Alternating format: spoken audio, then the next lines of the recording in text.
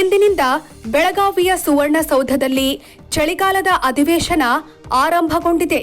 ಉಪಚುನಾವಣೆಯಲ್ಲಿ ಭರ್ಜರಿ ಗೆಲುವಿನ ಹುಮ್ಮಸ್ಸಿನಲ್ಲಿರುವ ರಾಜ್ಯ ಸರ್ಕಾರವನ್ನ ಕಟ್ಟಿಹಾಕಲು ವಿಪಕ್ಷಗಳು ಸಿದ್ಧಗೊಂಡಿವೆ. 10 ದಿನಗಳ ಕಾಲ ನಡೆಯಲಿರುವ ಬೆಳಗಾವಿ ಚಳಿಗಾಲದ ಅಧಿವೇಶನದಲ್ಲಿ ಮೂಡಾ, ವಾಲ್ಮೀಕಿ, ಅಬಕಾರಿ, ವಕ್ಫ್, ಬಾಣಂತಿಯರ ಸಾವು ಪ್ರಕರಣಗಳು ಸರ್ಕಾರಕ್ಕೆ ಬಿಸಿತುಪ್ಪವಾಗಿ ಪರಿಣಮಿಸುವ ಸಾಧ್ಯತೆಯನ್ನ ತಳ್ಳಿಹಾಕುವಂತಿಲ್ಲ.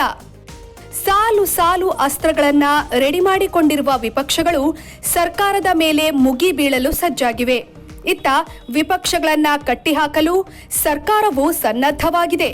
ವಿಪಕ್ಷಗಳ ಹಗರಣಗಳನ್ನ ಮುಂದಿಟ್ಟುಕೊಂಡು ಸರ್ಕಾರ ಕೌಂಟರ್ ಕೊಡೋಕೆ ಸಜ್ಜಾಗಿದೆ.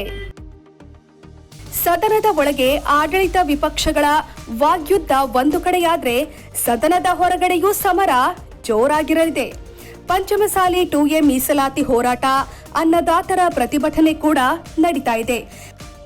ಅಧಿವೇಶನದಲ್ಲಿ ಬಿಬಿಎಂಪಿ ವಿಧೇಯಕ, ರಾಜ್ಯಪಾಲರ ಅಧಿಕಾರ ಮೊಟಕು ಮಾಡುವ ಗ್ರಾಮೀಣಾಭಿವೃದ್ಧಿ ವಿವಿ ವಿಧೇಯಕ ಸೇರಿ 15ಕ್ಕೂ ಹೆಚ್ಚು ಮಸೂದೆಗಳು ಮಂಡನೆಯಾಗಲಿವೆ.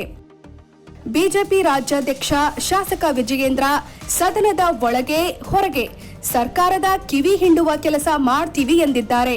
ವಿಪಕ್ಷಗಳು ಅಸ್ತ್ರಗಳನ್ನ ಎದುರಿಸಲು ನಾವು ರೆಡಿ ಅಂತ ಇತ್ತ ಹೇಳಿದ್ದಾರೆ ಸಿಎಂ ಸಿದ್ದರಾಮಯ್ಯ.